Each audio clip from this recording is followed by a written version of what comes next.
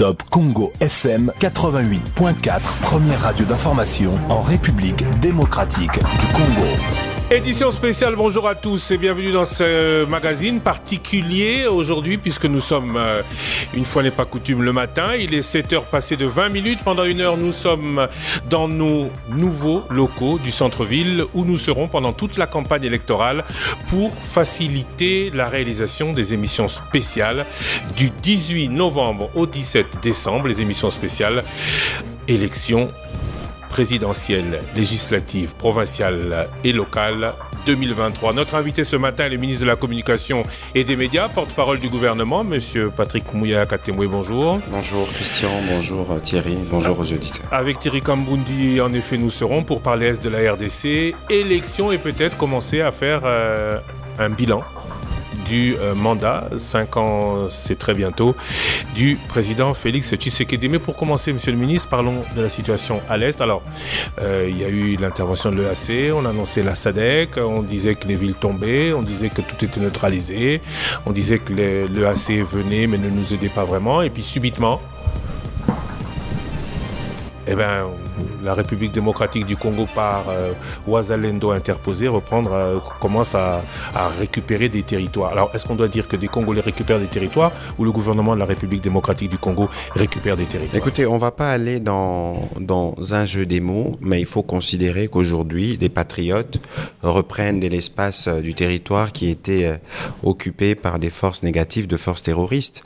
Vous savez que nous, comme gouvernement, nous sommes engagés dans un processus diplomatique par lequel le président de la République pense que la solution devrait arriver. Ça prend du temps, malheureusement, c'est les temps de la diplomatie. Mais même si en parallèle, nous travaillons à la montée en puissance de nos forces armées, c'est un impératif qui s'impose à tous les compatriotes de défendre chaque centimètre du territoire. Souvenez-vous de l'appel du président de la République de novembre l'année dernière qui a permis de mobiliser plus de 40 000 jeunes qui sont aujourd'hui en phase de formation dans l'armée. Donc, il y a beaucoup des Congolais qui ne veulent pas rester inactifs face aux actes de terreur qui ont été décrits dans les différents rapports Human Rights Watch, rapports des experts et tous les rapports que nous recevons de l'armée. Et donc, c'est des compatriotes qui ont pris le courage de défendre leur territoire et je pense qu'il n'y a pas meilleure manière de répondre à l'appel patriotique de la défense du territoire national. Qui ont pris le courage ou qui ont été sponsorisés à prendre le courage? Écoutez, pour défendre votre territoire, vous n'avez pas besoin d'être sponsorisé. Et c'est exactement le même sentiment qui anime chaque Congolais aujourd'hui, parce que lorsque je parle à des Congolais par rapport à la situation de l'Est, vous savez, Christian, je veux vous dire, et je crois que ce que je dirais ne surprendrait personne, beaucoup des Congolais veulent la guerre. Ils veulent qu'on en finisse avec les agissements du Rwanda une fois pour toutes. Ça, c'est la volonté des Congolais. Nous qui sommes dans le gouvernement, nous pensons, évidemment le président de la République pense, que la guerre n'est pas une bonne option. Parce que la guerre implique beaucoup de conséquences. Nous allons vers la voie diplomatique parce qu'il faut régler un problème qui n'a pas été réglé depuis plus de 20 ans. Et donc, la solution au problème de l'Est ne sera pas que militaire. C'est pour ça que très vite, le président de la République a mis en place 5 fronts. Évidemment, le front militaire, le front diplomatique, le front médiatique, le front judiciaire et les fronts économiques. Je crois qu'aujourd'hui, le Rwanda ne s'est jamais retrouvé autant à l'étroit. Parce que vous avez vu que même si elles arrivent timidement, mais les mesures des coercitions arrivent, des sanctions américaines arrivent et qui démontrent clairement, par exemple, que le Rwanda, qui travaille avec les terroristes du M23, recrute des enfants. Un officier supérieur a été sanctionné. C'est une illustration de ce que notre diplomatie produit comme résultat. Et donc aujourd'hui, nous considérons que nous avons commencé, en tout cas, c'est les débuts de la fin de tout ce que nous connaissons comme situation déplorable dans l'Est du pays depuis 25 ans. Et nous pensons que la stratégie mise en place avec le président de la République, notamment la refondation de l'armée, loi des programmations, montée en puissance, nous permettra, au terme de ce qui se passe aujourd'hui, d'avoir un rideau de fer dans nos frontières, dans cette partie du pays.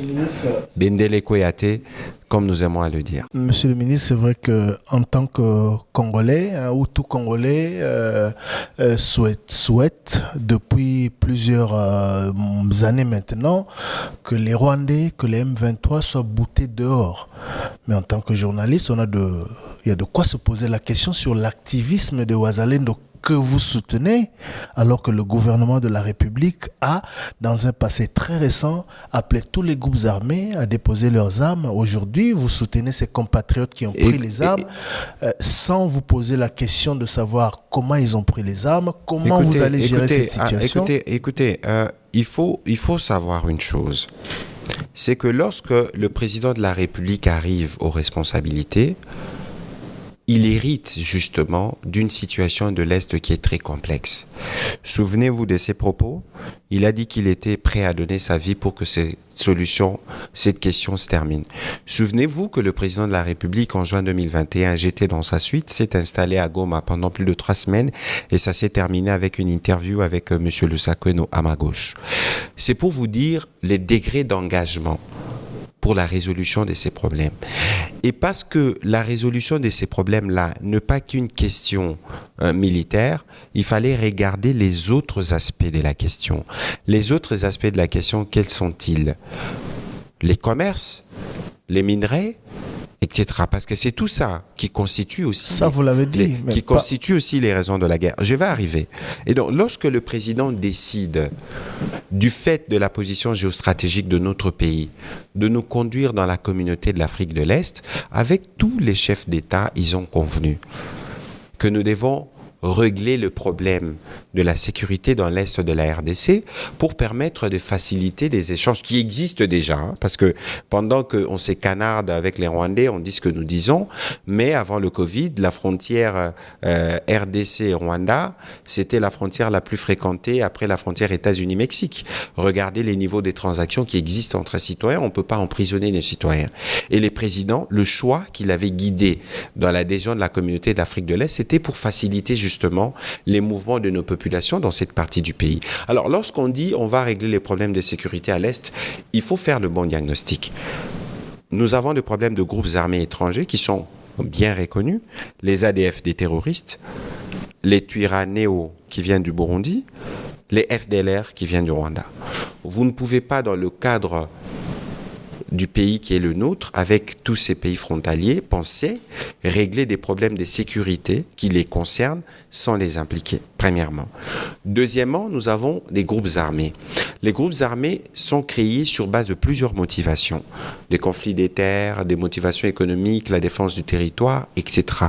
Mais parallèlement au processus de Nairobi qui a été amorcé par le président Uhuru Kenyatta, nous avions, nous, en interne, lancé le programme PDD-RCS qui permettait justement de commencer des discussions pour faire ces démobilisations.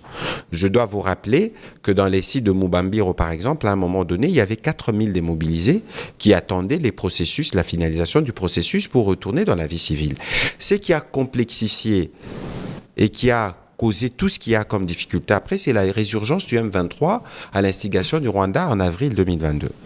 Et c'est ça qui a créé toute la perturbation dans les processus. Mais ce qui avait été obtenu, poser la question au mandataire du président Serge Tshibangu, qui était de toutes les discussions avec Uhuru Kenyatta, tous ces groupes armés congolais ont accepté de laisser les armes. Mais maintenant, en abandonnant les armes, il faut leur donner une réponse. La réponse de ceux qui deviennent. Parce que si pendant des longues années, ils ont vécu par les métiers des armes, il faut leur donner une réponse qui leur permet de faire une réintégration sociale. D'où les programmes du PDD-RCS. Mais alors que nous, le pays, nous sommes, j'allais dire englués, c'est pas le bon mot, nous sommes dans un processus diplomatique. Parce que la diplomatie a ses codes. La diplomatie a son temps. Et que les populations au quotidien expérimentent justement la barbarie rwandaise. Comment voulez-vous que des compatriotes ne s'élèvent pas pour mettre fin avec leurs moyens à cette situation. Vous savez, à Kichiché, il y a eu on combien peut de le morts? comprendre, monsieur le ministre, on peut le comprendre. Personne ici ne peut justifier ce que fait le M23. Mais je vous pose la question en tant que gouvernement pour essayer de comprendre ce qui se passe, parce que vous semblez soutenir les yeux fermés. Non, écoutez, non, attention. Lorsque nous parlons, par exemple, du front médiatique, j'ai vu des journalistes soutenir la campagne Bendele Koyate, de même. Pour nous, il faut d'abord regarder l'esprit patriotique, avant même de vous tourner d'aller vers les armes. Aujourd'hui, et c'est ce que le président Kagame doit se rendre compte, qu'il a encore une fois réveillé les sentiments patriotiques de la République démocratique du Congo portés par les présidents, et que la riposte qu'il a trouvée cette fois-ci, je ne voudrais pas rappeler les phrases que vous connaissez d'un ancien président, mais la détermination est telle que tous les Congolais, dans chaque partie du Congo, veulent défendre leur territoire. Et ce que nous appelons Ouazalène d'aujourd'hui n'est que la face relevée de l'iceberg de ceux qui tiennent à la défense de ce territoire. Est-ce que ce n'est pas l'échec de l'armée qui n'a pas pu faire ce que font les Ouazalènes On ne d'aujourd'hui? peut pas parler d'échec de l'armée. D'abord, vous savez que je voudrais vous épargner de parler de l'état dans lequel s'est trouvée cette armée il y a quelques années. Ce que je peux vous dire aujourd'hui, parce que le passé n'est pas plus important que le présent ou le futur, c'est que cette armée est en montée en puissance. Et que si aujourd'hui nous souscrivons au processus diplomatique, c'est pas que l'armée n'est pas en mesure de faire la guerre ou de se battre. Non, pas du tout. C'est parce que simplement nous avons fait le choix de la diplomatie, parce que lorsque on veut faire la guerre, le coût de la guerre est toujours assez élevé. Aujourd'hui, les Ouazalènes ont montré que l'armée pouvait aussi, dans un laps de temps assez raisonnable, bouter dehors ses ennemis. Non, il faut justement pas aller à l'idée de vouloir opposer l'armée qui dépend du gouvernement, qui s'est inscrit dans un processus diplomatique, aux combattants compatriotes qui se battent avec les moyens du bord pour la défense du territoire national. Ils sont complémentaires. Nous sommes justement, mais pour la défense de la patrie, tous les citoyens s'impliquent. Regardez l'exemple de l'Israël aujourd'hui. Il y a 360 000 réservistes qui ont répondu à l'appel du gouvernement. Moi, je voudrais que dans le cas de la réserve armée des défenses, qui est Christian Lusakweno ou Thierry Kambundi dans le lot, de sorte qu'un jour, si la sécurité de la RDC est menacée, que vous soyez prêts aussi à rejoindre. Comment vous allez gérer cette problématique? C'est une question à laquelle j'ai répondu hier. Pour nous, la menace la plus urgente et la situation la plus urgente que nous devons régler vite au regard des dégâts humains énormes, quand vous regardez la situation humanitaire, le nombre de massacres commis, des femmes violées, des enfants qui ne vont pas à l'école, les prix est exorbitant. Je vous ai dit tout à l'heure en liminaire dans mes propos qu'il y avait déjà une discussion, une conversation autour du président Kenyatta. Je vous ai dit qu'il y a un processus des PDDRCS. Je vous ai dit aussi qu'il y a la réserve armée de la défense qui a été créée. Même si, dans l'imaginaire de beaucoup, la réserve là va servir à réintégrer les jeunes qui sont dans les groupes armés de manière, j'allais dire, à l'aveugle. Non. Pour un pays comme la République démocratique du Congo, avec plus de 10 000 kilomètres de frontières, avec 9 pays, nous devons avoir au minimum, et c'est l'ambition dans laquelle nous allons, une armée de 500 000 hommes. Ce sera 0,5% de la population. Et donc aujourd'hui, l'idée d'avoir une réserve qui permet évidemment aux Congolais qui répondent aux critériums, parce qu'il est hors des questions de prendre des jeunes mineurs, par exemple, il est hors des questions de prendre des citoyens qui sont reconnus responsables de violations de droits de l'homme, etc. N'oubliez pas que l'armée, partout au monde, et c'est l'idée derrière la montée en puissance de l'armée que porte le président Tshisekedi, c'est les meilleurs de la société. Monsieur le ministre, la notion des réservistes n'équivaut pas à celle de l'activisme de Ouazalendo. Écoutez, regardez ce qu'ils ont fait aujourd'hui. Je vous ai dit tout à l'heure, il faut m'écouter et me comprendre dans mon esprit, qu'aujourd'hui la menace principale, c'est la question du M23.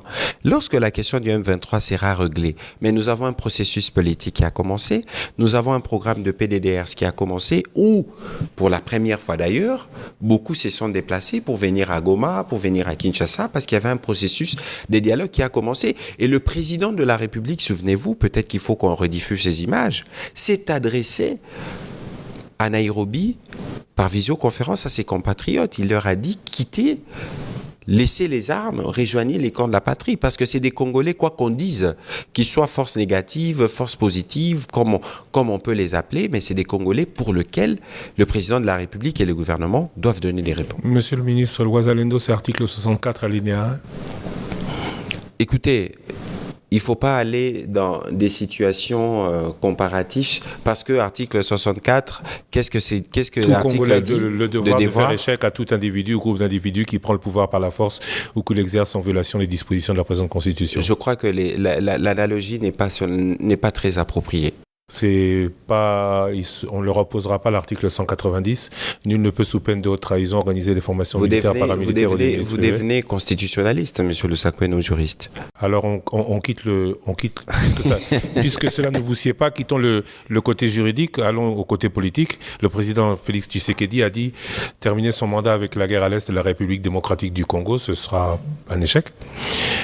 Aujourd'hui, vous pouvez répéter votre question, s'il vous plaît? Le président de la République a dit ce serait un échec de terminer son mandat avec la guerre à l'est de la République démocratique du Congo. Est-ce qu'aujourd'hui, avec cette guerre qui finit, on parle d'imminente, on dit pour imminente la chute de Bunagana, sera versée à l'avantage Écoutez, du vous savez, mandat présidentiel? ce qu'il y a de fort dans le président Félix Tshisekedi, c'est d'abord la volonté. Je crois que jamais, et aujourd'hui, moi je le ressens, je porte à ses côtés, à côté de plusieurs de mes collègues, le front médiatique depuis que cette crise a commencé. La position de la République démocratique du Congo est claire et sans ambiguïté pour ce qui concerne la défense du territoire. Mais Christian, il faut regarder la question dans sa complexité, dans sa globalité. C'est une crise qui dure 25 ans, au moins, depuis les génocides rwandais. C'est une crise qui a plusieurs embranchements, notamment économiques, et avec des complicités internes. Ça, on ne peut pas ne pas les dire en termes d'infiltration, etc.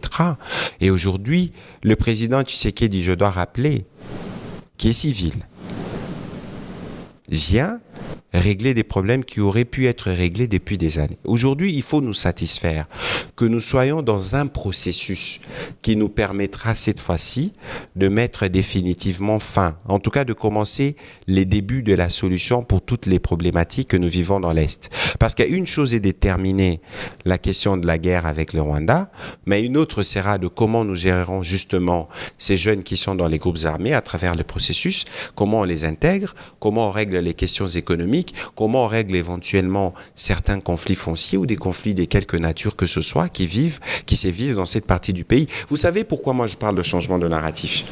Parce que je trouve que c'est injuste de parler par exemple d'une province du Nord Kivu qui est sous les prismes de la guerre. Le Nord Kivu, je ne me gêne jamais de le dire, c'est la seule province de ce pays où vous avez un hôtel 5 étoiles construit par un Congolais. C'est la seule province de ce pays où vous avez des hommes d'affaires qui travaillent à l'entretien des routes avec les gouvernements. Regardez les routes à Goma. C'est la seule province où vous avez, par exemple, les degrés d'engagement citoyen assez élevés des jeunes de là-bas ou de l'entrepreneuriat. Il y a tellement de bonnes nouvelles qui nous viennent du Nord Kivu. Pourquoi on va garder, lorsqu'on parle de cette partie du pays, que le prisme de la violence et de la guerre? Ma question était, est-ce que si cette guerre se termine avec le Wazalendo, cela devrait être porté à l'actif du bilan? Écoutez, ce que nous souhaitons, c'est le retour rapide à la paix. Ce que nous souhaitons, c'est que les compatriotes qui sont bloqués dans les territoires sous occupation du M23 rwandaise puissent voter dans la sérénité, que ceux qui sont déplacés puissent rentrer chez eux. Il n'y aura pas pour nous des victoires plus grandes que celle de savoir que les Congolais sont rentrés à la maison, ils peuvent vaquer à leurs activités champêtres, que leurs enfants peuvent aller à l'école et qu'ils peuvent voter pour leurs dirigeants. Quid des forces de l'EAC et de celles de la SADC qui dernièrement ont été annoncées par le vice-premier ministre, ministre des Affaires étrangères. Écoutez, les forces de l'EAC, et nous les disons sans hypocrisie, parce qu'aujourd'hui, il y a tout ce qui s'est fait sur terrain est vu. Nous avons la triste expérience des événements qui ont conduit à l'attaque de la MONUSCO, on a eu des morts, que ce soit des casques bleus ou des Congolais. On n'a pas besoin que cela se répète. Parce que toutes ces forces qui viennent en appui aux forces armées de la République démocratique du Congo viennent pour la sécurisation de la population. Et lorsque ces forces sont à certains égards perçues comme des menaces à la sécurité de la population se révolte. Et il n'y a pas meilleure manière de compliquer les choses que de susciter le réveil ou la colère des compatriotes que vous êtes censés protéger, des citoyens que vous êtes censés protéger. Aujourd'hui, la MONUSCO devient un sujet de sécurité pour nous, parce que sur tous les sites de la MONUSCO, il faut les sécuriser. Les convois, par exemple, de la MONUSCO, ne fût-ce que pour s'approvisionner en eau ou en vivres, doivent être escortés ou doivent être sécurisés. Et donc ça fait une pression supplémentaire pour nous. Et pour l'EAC, l'idée, c'est de ne pas arriver à ces niveaux-là. Moi, je l'ai dit et je le répète, il est hors des questions de recourir à la violence d'aucune manière que ce soit, parce qu'il y a des voies diplomatiques à travers lesquelles les gouvernements s'est exprimé. Par exemple, nous avons dit à travers le vice-premier ministre Jean-Pierre Bemba, à la dernière réunion des ministres de la Défense de l'EAC, que au 8 décembre, le mandat ne devrait pas être renouvelé. Oui, mais pour le moment, les forces de l'EAC bloquent la progression de Ouazalendo. Et il y a risque d'affrontement sur le terrain. Écoutez, j'ai lu un communiqué de l'EAC disant qu'ils étaient attaqués aujourd'hui. Je pense qu'ils étaient attaqués en zone sous occupation du M23. Mais il y a des discussions qui se font au quotidien au niveau du ministère de la Défense et du gouverneur militaire pour prévenir des situations qui peuvent davantage compliquer la situation. Parce que si l'EAC avait délivré... Pourquoi aujourd'hui nous voulons le départ de l'EAC? Mais parce que ça fait 2 mois, au moins, nous avions convenu, lisez la feuille de route de Luanda, qu'on devait d'abord avoir un cessez-le-feu.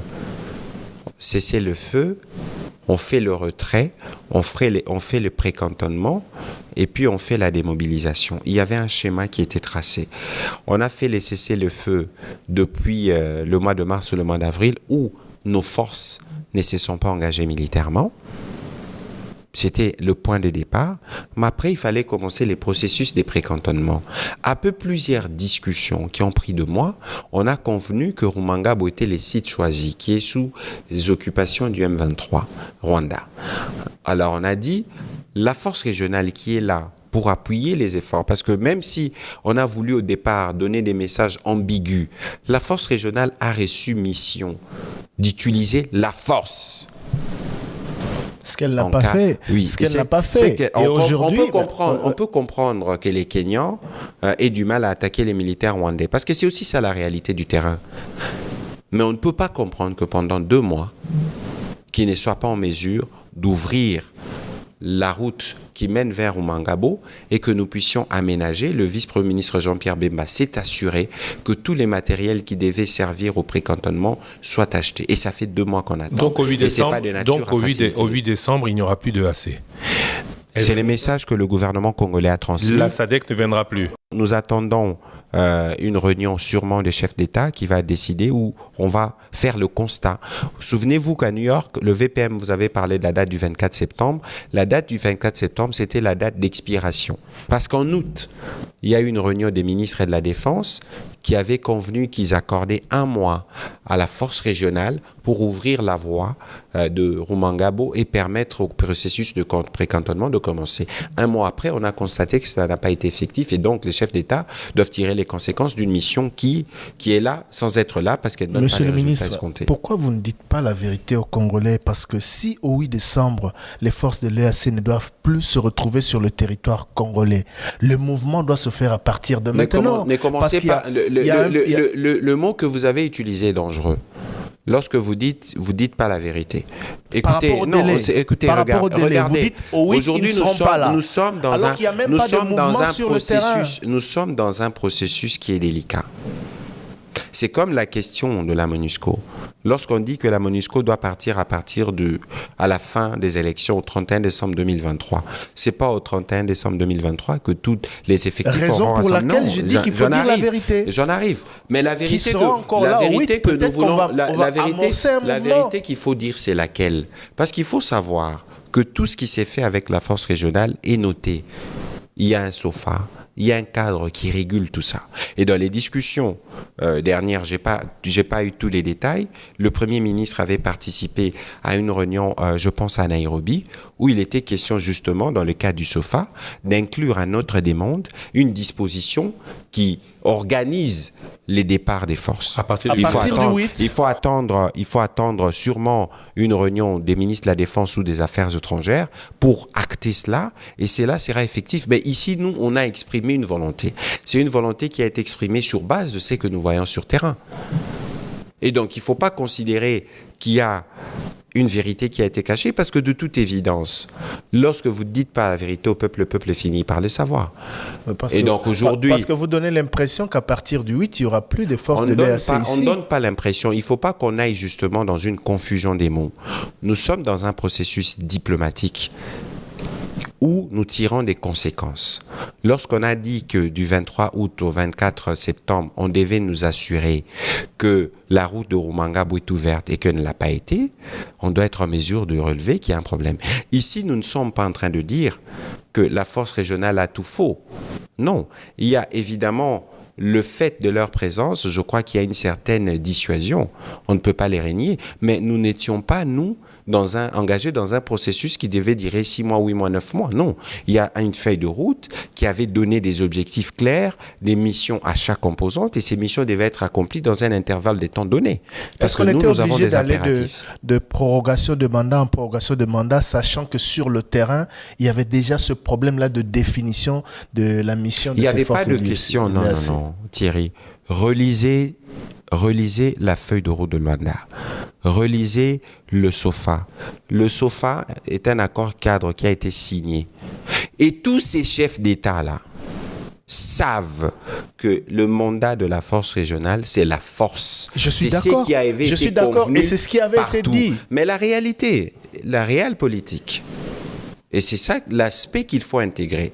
Parce que nous, avec le président Tshisekedi, nous n'avons jamais été, nous, dans une quelconque forme de manipulation. Je pense que le président, dans ses communications, il est peut-être parfois trop franc.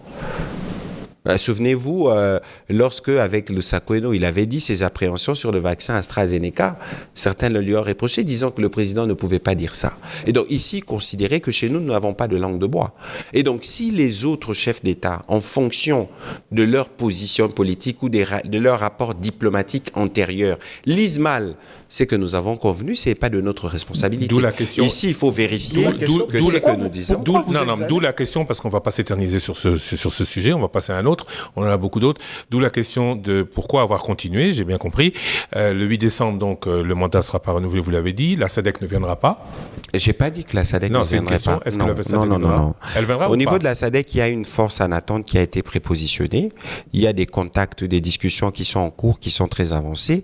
Les moments venus, avec le vice-premier ministre Jean-Pierre Bemba, nous vous ferons le point à ces propos. Si le Ouazalendo avance comme ils avancent et récupère le territoire, quel que soit le cas de figure, nous sommes dans un processus diplomatique qui devra, à un moment ou à un autre, se terminer avec les autres. Donc, ce n'est pas parce que, évidemment, qu'il y a une incidence par rapport à ce qui se passe sur terrain, mais avec la force régionale de l'EAC, même s'il faudra divorcer, il faudra se mettre d'accord sur les conditions des divorces. Et les conditions du retrait. Retrait de l'EAC, la SADC cantonnée, la MONUSCO toujours présente. Vous êtes tombé d'accord maintenant? C'est clair? Elle part oui? Non? Quand? Écoutez, je pense qu'il y avait une réunion au Conseil de sécurité à laquelle avait pris part le VPM Lutundula le 28 septembre dernier. Je crois qu'ils ont acté le principe mais la décision du départ. La décision ne sera prise qu'en décembre. Non, je crois que quel que soit ce qui s'est dit, mais dans ce que nous on a entendu dans le couloir, c'est que le départ est acté. Christian, ici, il faut que cela soit bien clair. Le président Tshisekedi, septembre 2022 à New York, vous y étiez, a donné un horizon pour le départ de la MONUSCO après les élections de décembre 2023. Un départ civilisé et organisé. Il ne faut pas oublier, s'il vous plaît, il ne faut pas oublier, vous êtes témoin de ces processus de paix. Depuis 1999. Nous, on n'a jamais dit que la MONUSCO a tout faux. Aujourd'hui, la MONUSCO a fermé des opérations dans plusieurs provinces parce qu'il y a eu des avancées au plan sécuritaire et il y a eu une reprise en main de l'État. Aujourd'hui, les opérations de la MONUSCO se concentrent sur 3 provinces principalement. Mais pourquoi le président, qui avait déjà donné un horizon sur la MONUSCO, est revenu déçu? Mais parce qu'il y a une demande pressante. Nous sommes un gouvernement qui est à l'écoute. Oui, monsieur le ministre. Les populations, Thierry Kamoudi, laissez-moi revenir sur ces points parce que c'est crucial. Les populations qui ont manifesté contre la MONUSCO dans 5 villes simultanément, une trentaine de morts. Mais vous pensez que ces populations l'ont fait? Nous devions rester sourds. Lorsqu'un matin vous vous réveillez, vous voyez qu'un convoi de la MONUSCO a été attaqué, brûlé. Mais quel incident voulez-vous encore voir avant de dire aux autres, écoutez, il faut commencer à plier bagage?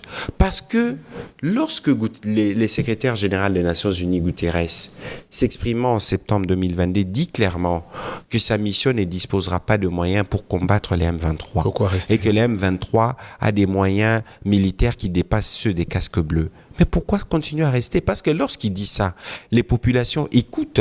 Vous voulez que ces populations réagissent? La question comment? aujourd'hui, c'est que le Conseil de sécurité a acté ce départ et vous a demandé de discuter, vous, gouvernement, avec la MONUSCO pour le mettre en marche. Les discussions, regardez, les discussions ont commencé initialement autour des 18 jalons. S'il vous plaît, monsieur le ministre. Oui, allez-y. Dernièrement, à New York, le ministre des Affaires étrangères se plaignait du fait que la MONUSCO ne jouait pas le jeu.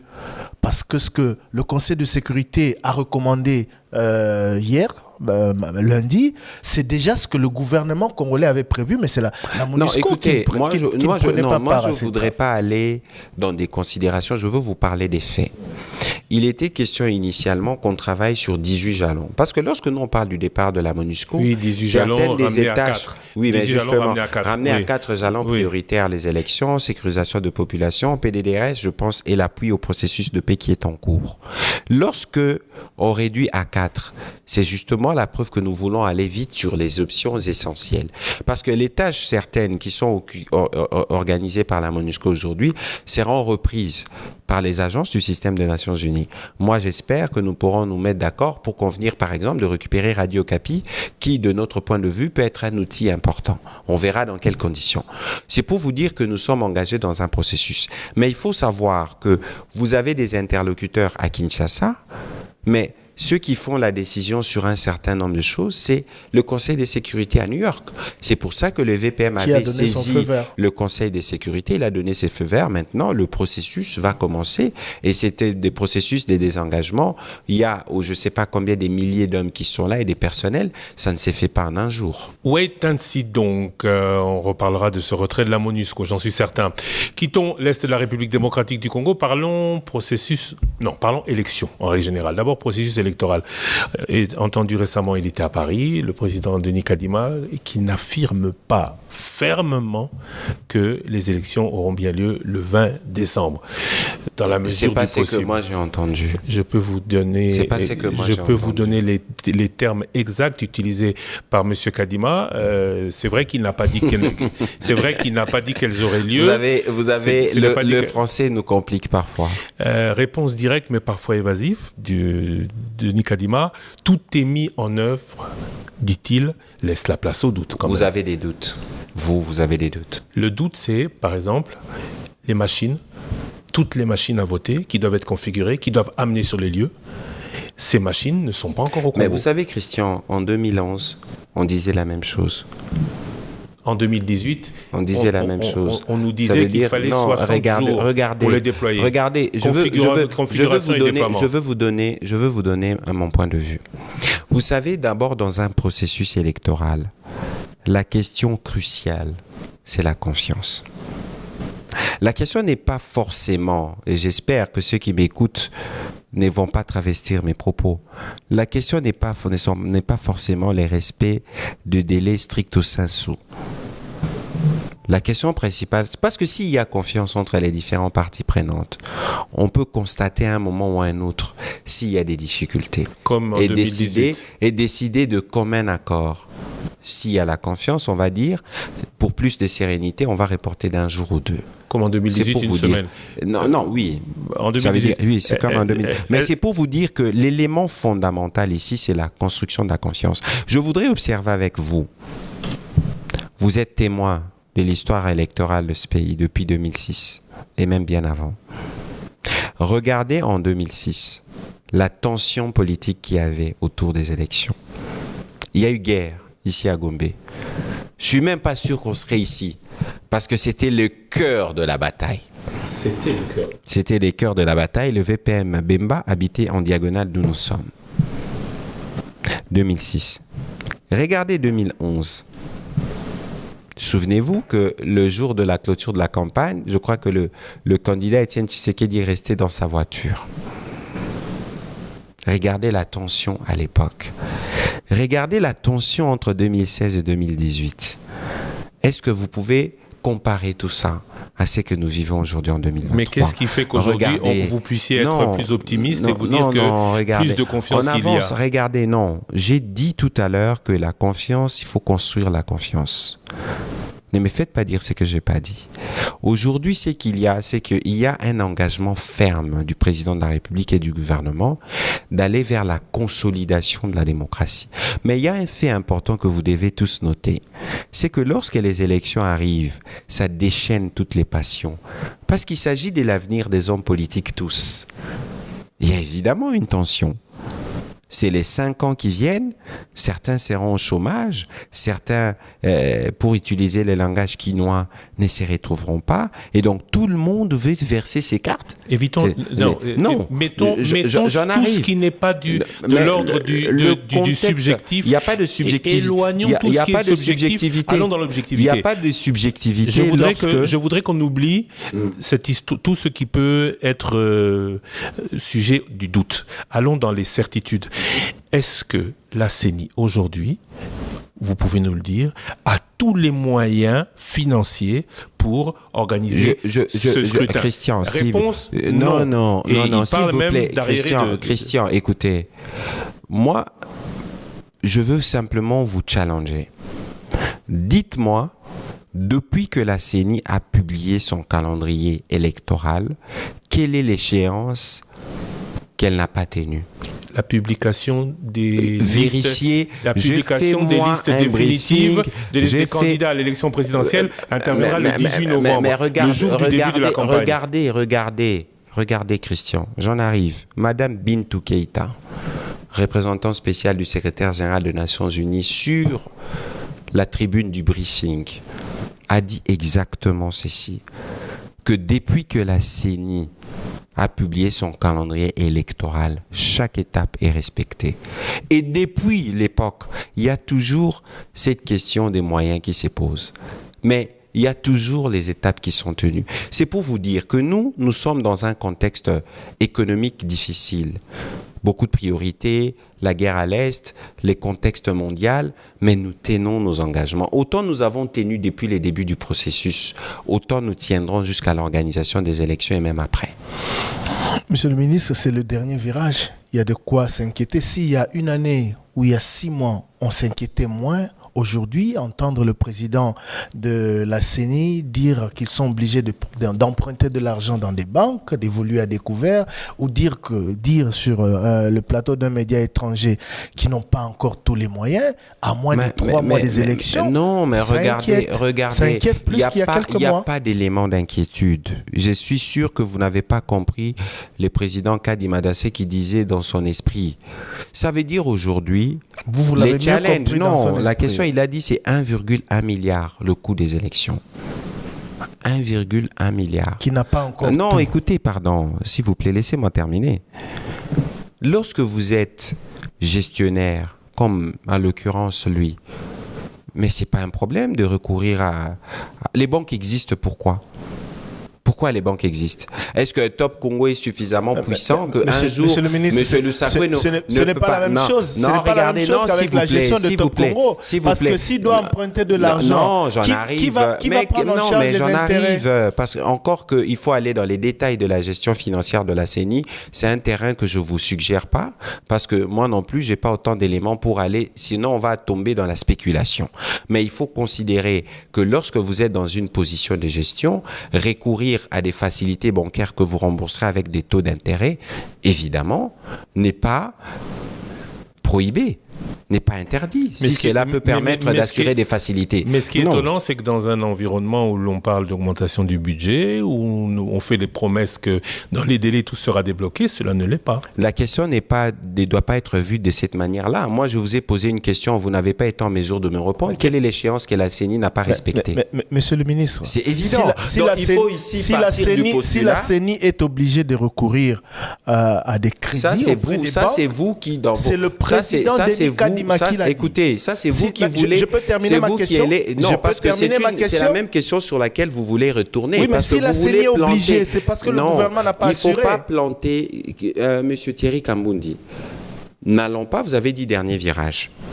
Parce que c'est les derniers virages, ne plongez pas les Congolais dans l'ambiguïté. Je ne fais que poser des questions sur la base des éléments dont je dispose. Mais alors, les éléments que vous avez, il faut aujourd'hui aussi observer les éléments que la CENI tient toujours son calendrier depuis les débuts jusqu'à aujourd'hui. Je vous dis que je tiens ces propos du président Kadima. Vous ne le dites pas. Je tiens ces propos du président Kadima lui-même. Vous vous focalisez sur un point qui, moi, comme gouvernement, je connais les degrés d'engagement du Premier ministre ou de mon collègue Kazadi des Finances sur le sujet, qui du gouvernement, il n'y a pas d'inquiétude. Mais s'il n'y avait pas d'inquiétude, il n'aurait pas fait cette sortie médiatique. Non. La vidéo vous est là. Pensez que lorsque le président Kadima dit que sur les 1,1 milliard, on n'a pas encore tout, mais s'il n'a pas 20 millions, est-ce que ça peut lui empêcher de faire des élections? Je vous donne un exemple. Kinshasa, il a dit qu'ils sont obligés de recourir aux prêts auprès des banques. Mais moi, je vous dis justement, c'est quoi votre problème? S'il recourt à des prêts, s'il rembourse avec des taux d'intérêt, est-ce que vous allez gérer le quotidien du financement de la CENI? Non.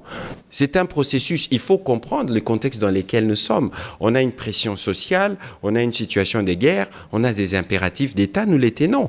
Ici, l'essentiel, je vous dis, vous ne voulez pas faire attention, je ne sais pas si c'est exprès ou pas, mais regardez tous les calendriers de la CENI depuis les débuts, quelle est l'échéance qui n'a pas été tenue. Et ici, il faut savoir, et c'est très important, parce que moi j'ai entendu beaucoup de gens sur Top Congo s'exprimer sur le processus électoral de manière dangereuse. Et de par leur position, ils devraient s'y réserver de tenir un certain nombre de propos. Peut-être qu'on y reviendra. Vous parlez de l'Église catholique ?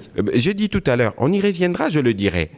J'ai dit tout à l'heure que nous devons, nous, savoir quel élément capital dans un processus électoral, c'est la construction de la conscience. Et vous savez aussi dans quel contexte politique nous avons toujours évolué.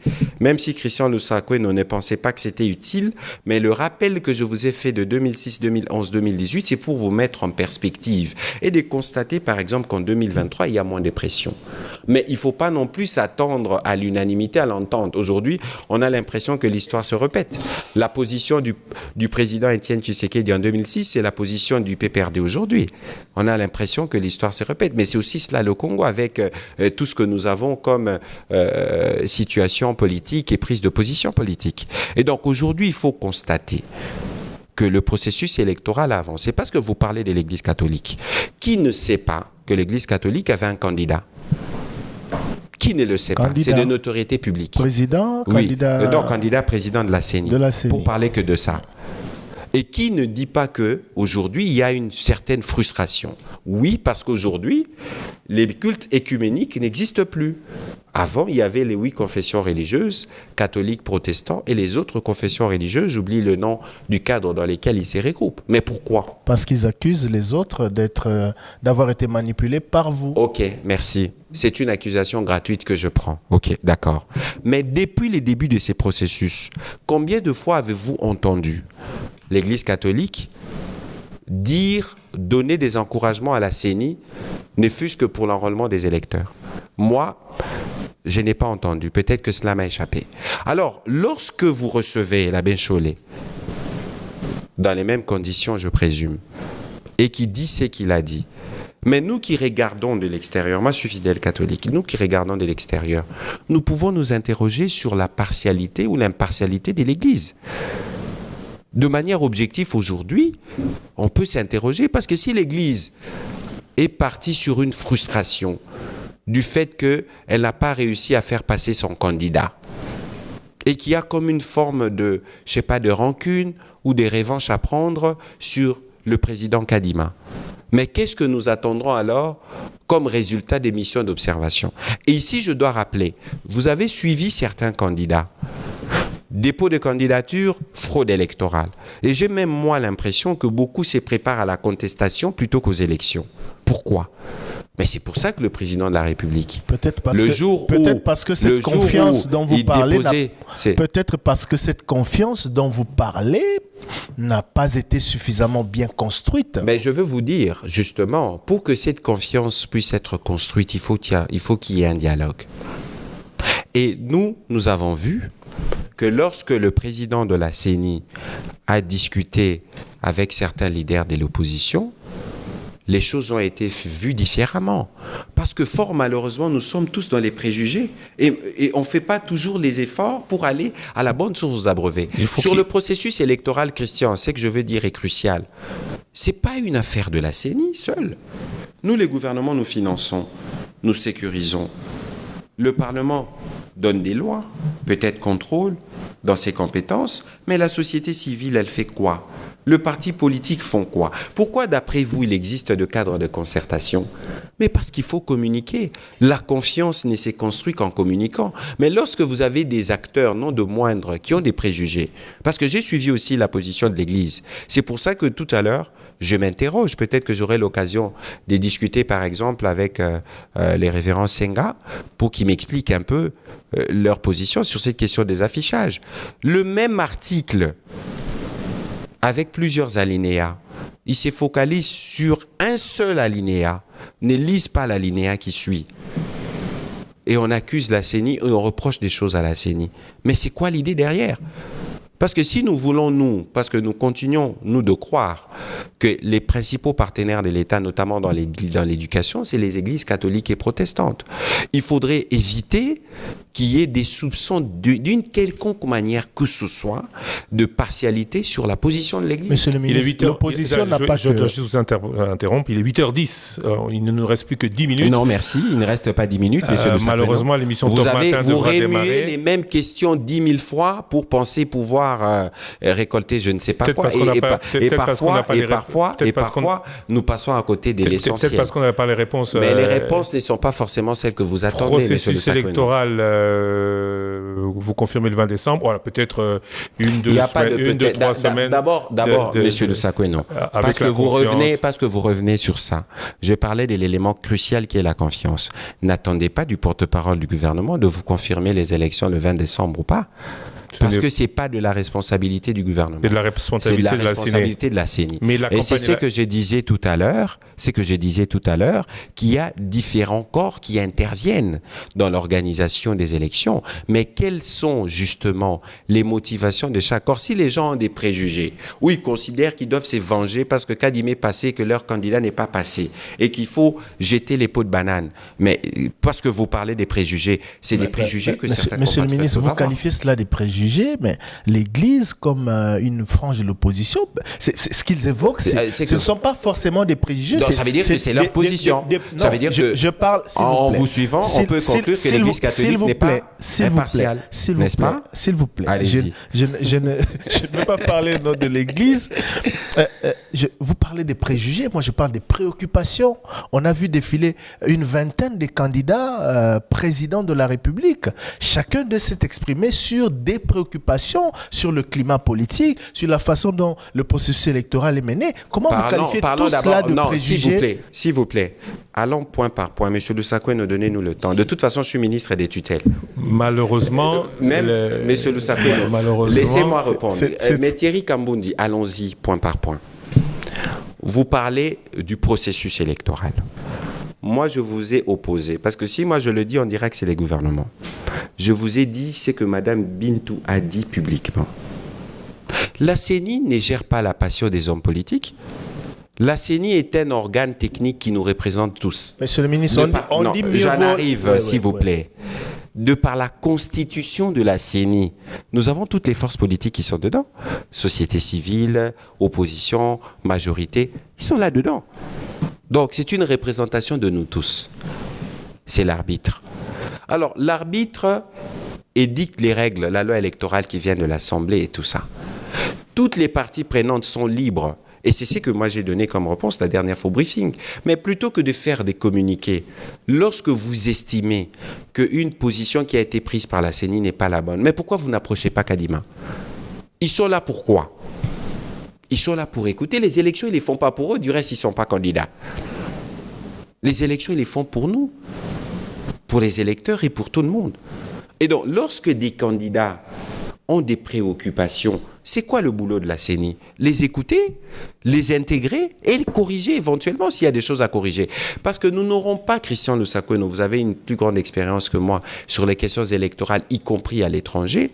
Les élections ne sont jamais totalement parfaites. Moi, j'étais à New York avec vous, j'ai discuté avec des amis américains. Ils me disaient d'ailleurs, si vous voulez prendre l'exemple des mauvaises élections, prenez l'exemple des élections américaines, où il y a un procès aujourd'hui.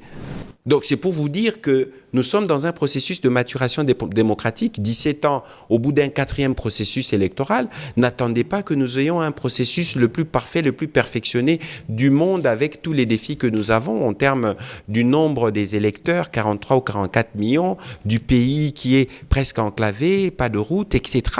N'oublions pas que ce qui complexifie la tenue des élections, c'est l'étendue du pays, c'est le nombre de candidats.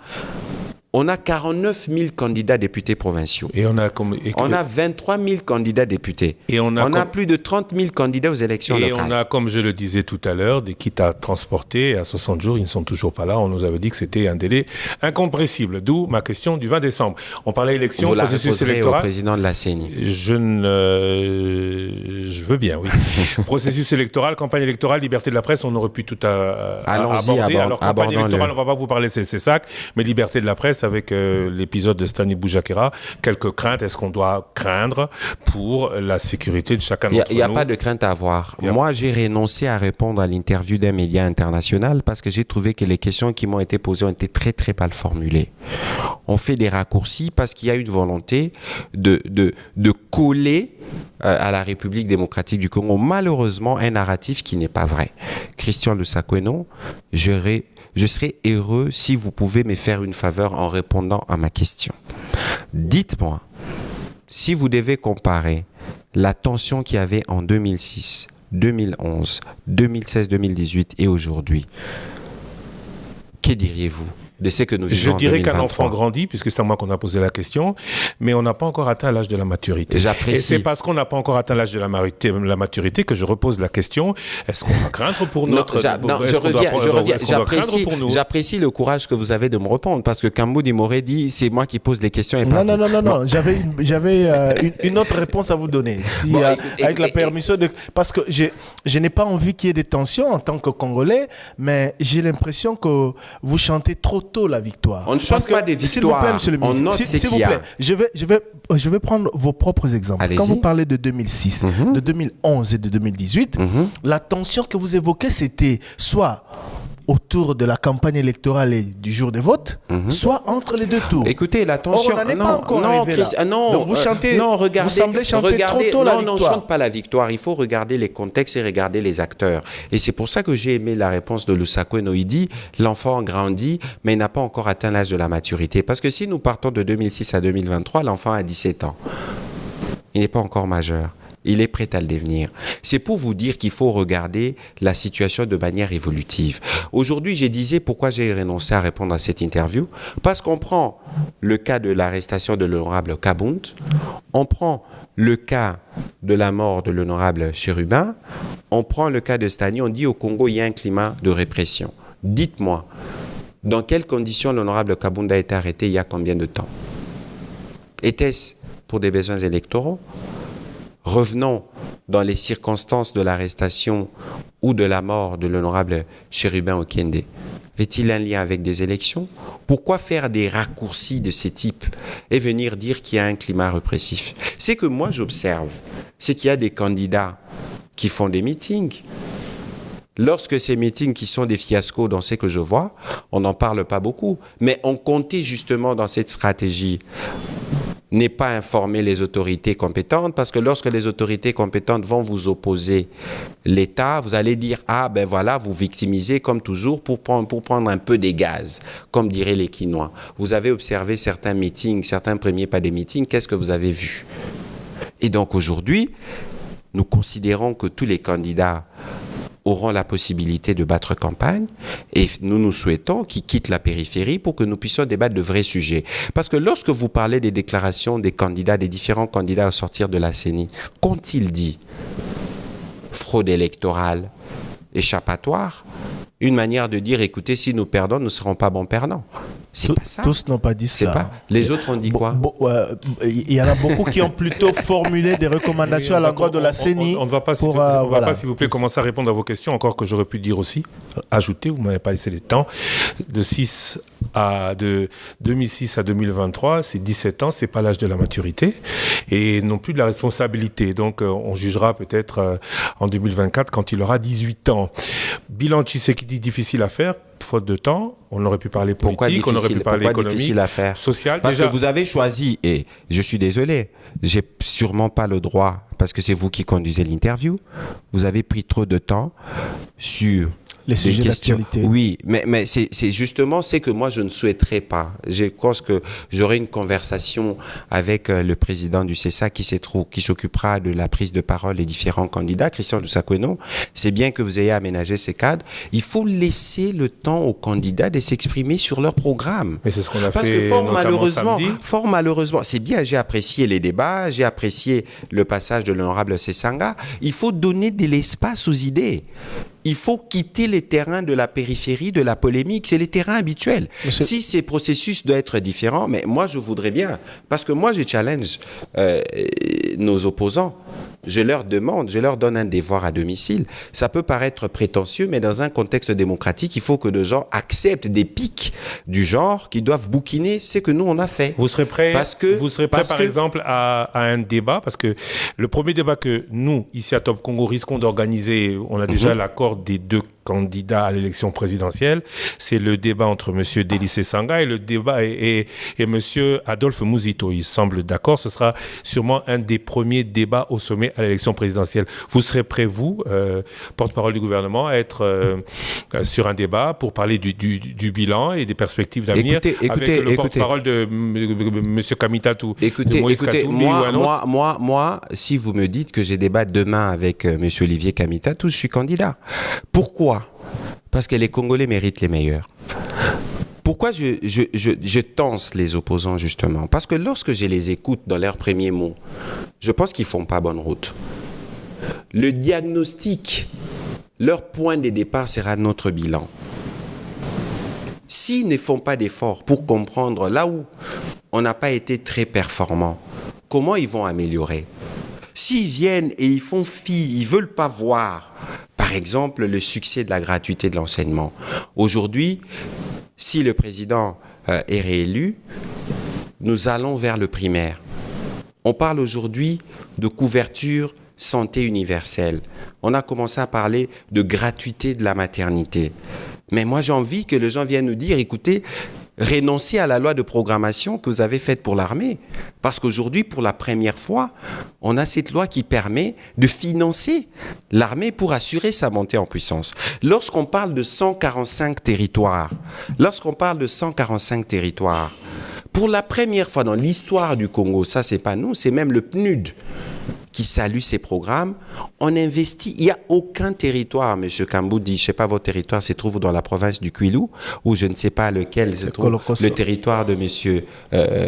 Il n'y a aucun territoire où il n'y a pas de bruit des chantiers. Nous étions avec le président de la République à Kassenga dans cette école à Kili, où pour la première fois, depuis des années, les élèves étudiaient dans une salle de classe qui répondait aux normes. Ça se passe mieux, c'est vrai, dans certains coins de la République, mais c'est normal. Difficile dans d'autres. Mais un peu comme je disais tout à l'heure, pour le processus électoral, le pays est presque enclavé. Il y a des zones entières où il n'y a pas de route, où il faut chercher des bifurcations pour arriver là-bas sur place. Ça prend beaucoup de temps, mais il y a une volonté de donner de l'activité d'activité à la base. Les mamans Maléwa, suivez les briefings que j'avais fait avec les chefs des agences, vous disent qu'ils sont tellement heureux de fournir la bouffe à tous ceux qui travaillent dans les différents chantiers. D'où ma question du 20 décembre. C'est pour vous dire que l'écosystème économique de nos territoires bouge du fait des effets des 145 territoires. Quel est le candidat qui viendra nous dire que vous aviez eu tort de nos challengers, que vous avez eu tort d'investir dans les territoires? Parce que le développement doit partir de la base. Est de la RDC, processus électoral, on aurait pu parler encore très longtemps. Malheureusement, nous arrivons à la fin de cette émission. On aurait pu parler du bilan du président Félix Tshisekedi. Est-ce que vous vous engagez à revenir ici pour en parler avec nous et éventuellement en débat contradictoire? On a cité M. Kamitatou, mais ça pourrait être le porte-parole d'un autre candidat? Avec plaisir, nous sommes prêts à débattre et à soumettre notre bilan au jugement de Congolais, c'est ce qui sera. Et dans ce que nous voyons, nous sommes convaincus qu'il n'y aura pas de projet alternatif qui sera meilleur que celui qui sera porté par les présidents. Prêt à venir débattre au nom de la redevabilité? Évidemment, c'est ce que nous faisons. Oui, peut-être que les gens ne les mentionnent pas, parce que très souvent, lorsque les trains arrivent à l'heure, ce n'est pas un événement intéressant. Mais vous aurez remarqué qu'avec le président Tshisekedi, nous avons marqué d'une pierre particulière l'histoire politique de ce pays avec l'exercice permanent de redevabilité. Jamais vous n'avez vu autant de membres du gouvernement de manière régulière se succéder pour vous expliquer ce qui est fait. Je tenais à le dire. J'espère que Je tenais à le dire, félicitations pour les briefings, mais merci. Jamais on n'a vu le ministre de la Défense. Pourquoi? Le ministre de la Défense est nouvellement arrivé. Je pense qu'il n'y a pas longtemps qu'ils ont été nommés. Oui, mais il y a tellement d'éléments que... Il y en a qui sont arrivés au même moment que lui, qui sont déjà passés au briefing. Le ministère de la Défense étant ministère d'actualité, on l'a vu dans l'émission. Des ministres qui sont arrivés. J'ai fait une interview avec le VPM Caméré où nous avions parlé justement de la crise du maïs et de tout ce qu'il y avait comme question carburant à l'époque. Avec le vice-premier ministre Jean-Pierre Bemba, nous discutons quotidiennement. D'ailleurs, c'est sûr qu'il suivra cette émission. Je vous parle du briefing. Si vous voulez venir au briefing, il viendra le moment venu. Parce que vous savez, lorsque nous faisons ces exercices, nous ne les faisons pas pour des besoins cosmétiques. Nous les faisons parce qu'il y a des besoins d'éclairage et d'information pour le peuple congolais. Il est ministre de la Défense. Les sujets qu'il traite sont d'une sensibilité qui ne requiert pas toujours des commentaires ou des détails. Parce que lorsque vous avez un Christian Lusakoueno en face de vous, ou vous avez un Thierry Kambouni en face de vous, les questions qui vous intéressent les plus, c'est des questions entre guillemets pièges. Et il ne faudrait pas, peut-être que lorsqu'il dira telle ou telle autre chose qui ne se vérifie pas, c'est là le soir réplaqué dans les visages que ça devienne un sujet des polémiques. Mais le moment venu, il viendra parce qu'il a la maîtrise des sujets sur lesquels il travaille au quotidien. Vous nous le promettez avant la fin du mandat? Je ne saurais pas vous le promettre, mais c'est dans les cadres. Et d'ailleurs, les briefings, je vous informe que lorsque commencera la campagne électorale, on sera plus en mesure de le faire parce qu'on va dire que nous faisons la campagne, etc. Mais alors que nous serons dans un exercice de redevabilité. Donc votre promesse de le faire venir, si ce n'est pas dans le mois, dans un mois on sera en campagne. Je ne vous ai pas dit que je vous promettais. Je ne vous ai pas dit que je vous promettais. Ça veut dire que tous les ministres qui viennent au briefing, nous en convenons. Et lorsqu'il y a des sujets particuliers, vous connaissez le vice-premier ministre Jean-Pierre Bemba sûrement mieux que moi, ce ne sont pas les arguments et les mots qui manquent pour venir répondre aux questions du journaliste. Tout n'est pas que stratégique au ministère de la Défense. Écoutez, il y a des dossiers, il y a des histoires que les Congolais réservez ses commentaires savoir. Alors le jour où il sera là, comme ça il sera sûr de pouvoir vous donner des réponses. Vous n'êtes même pas sûr du jour où il sera là? C'est pas ce que je vous dis. Vous n'êtes pas sûr de vous... Alors promettez qu'il viendra avant la fin. Pourquoi voulez-vous que je promette? Parce que nous voulons l'avoir en briefing. Mais parce que la logique pour nous, ce n'est pas de promettre justement. Parce que lorsque vous promettez, vous réalisez pas, on vous traite des menteurs. Nous prenons des engagements que nous tenons. Donc, et depuis que nous sommes là, sous la conduite du président Tshisekedi, on a dit des choses, on a fait des choses. Et c'est ce qui sera. Donc la redevabilité s'applique sur d'autres secteurs, sauf la défense. Ça, c'est vous qui le dites. La redevabilité s'applique à tout le monde. Pensez-vous que la redevabilité, c'est forcément d'abord venir devant les médias? Entre autres. Alors, si c'est le cas, il sera là. Sinon... Il sera là. Parce que regardez, le président a promis lui-même, m'a dit qu'il est prêt à faire le briefing, le président de la République. Donc nous conviendrons avec lui évidemment et ses équipes des conditions, mais c'est pour vous donner l'illustration. Pas pendant la campagne. Vous dites ? Avant la campagne. Sûrement avant la campagne, parce que nous sommes, à la différence de tous les autres, nous avons une obligation de redevabilité devant les Congolais, parce que nous avons la gestion quotidienne du pays. Et donc d'ailleurs, parce qu'aujourd'hui nous sommes à un mois de la campagne, vous allez voir que nous allons multiplier les briefings, nous allons nous assurer qu'à travers d'autres voies, nous communiquons sensiblement sur ce que nous avons fait. Parce que sur le mois de la campagne, nous savons que beaucoup comptent sur des stratégies, des diabolisations, des tribalisations. Vous, tout à l'heure, vous aviez dit, bon, la campagne n'est pas arrivée, c'est ça le moment de tension. Mais pourquoi c'est le moment de tension ? Parce que les gens vont dans des sujets périphériques. Ici, nous voulons, avec vous, faire un pacte de dire que vous allez privilégier les programmes de candidats.